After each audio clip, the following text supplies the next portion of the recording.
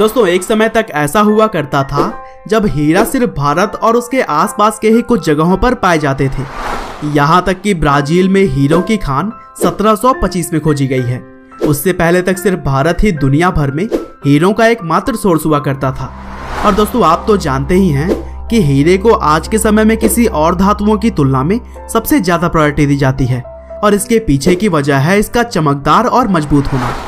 लेकिन दोस्तों आज हम बात करेंगे हीरों में भी अपनी एक अलग जगह बनाने वाला हीरा कोहिनूर के बारे में, जिसे कि लोग सबसे पुराना और महंगा हीरा मानते हैं और यह सैकड़ों सालों से लोगों के आकर्षण का केंद्र बना हुआ है। कोहिनूर बेसिकली एक पारसी शब्द है और इसका मतलब होता है माउंटेन ऑफ लाइट, यानी कि हिंदी में अगर कहें तो रोशनी का पर्वत। और इस हीरे की बेमिसाल चमक के चलते यह नाम वाकई इस पर बिल्कुल ही सटीक बैठती है। और दोस्तों कोहिनूर दुनिया के सबसे बड़े हीरों में से एक होने के साथ साथ बहुत ही ज्यादा सुंदर भी है, जिसका वजन लगभग 21.12 ग्राम है। लेकिन दोस्तों आपको बता दें कि यह वजन कई बार इसके कटने और छटने के बाद इतना कम हुआ है। शुरुआत में तो यह हीरा बहुत ही बड़ा और वजनी था।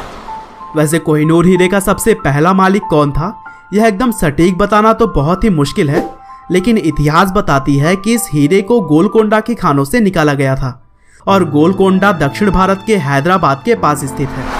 और दोस्तों अगर एक और थ्योरी की माने तो कोहिनूर का वर्णन आज से हजारों साल पहले भारत के इतिहास के पन्नों में भी किया गया है, जब इसका नाम स्यमंतक मणि था, जिसका मतलब होता है हीरों का राजकुमार। खान से निकलने के बाद यह काकतीय राजवंश के कब्जे में था। इसके बाद 13वीं शताब्दी में खिलजियों ने भारत के अलग अलग हिस्सों पर हमला करना शुरू कर दिया और इस तरह से यह खिलजी सल्तनत के कब्जे में आ गया। और फिर आगे बाबर, शाहजहां और पार्शियन सम्राट नादिर शाह के पास रहते हुए यह हीरा पंजाब के राजा रंजीत सिंह के पास आ गया। हालांकि दोस्तों भले ही मैंने इन बातों को आपको एक लाइन में बता दिया है, लेकिन इसके पीछे बहुत ही बड़ा इतिहास है और कहा जाता है कि नादिर शाह ने इस हीरे का नाम कोहिनूर दिया था। पंजाब के राजा रंजीत सिंह के पास कोहिनूर आने के बाद यह उनके राजघराने की शोभा बढ़ाने लगा।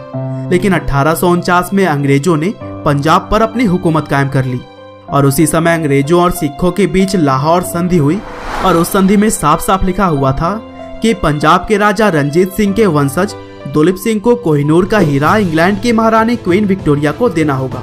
और इस तरह से 1851 के बाद से यह हीरा इंग्लैंड के राज परिवार की शान बढ़ाता रहा है और लगभग 168 साल से भी ज्यादा समय से कोहिनूर उन्हीं के पास है। और 2002 में महारानी एलिजाबेथ की मृत्यु के समय यह उनके क्राउन से जड़ा हुआ था।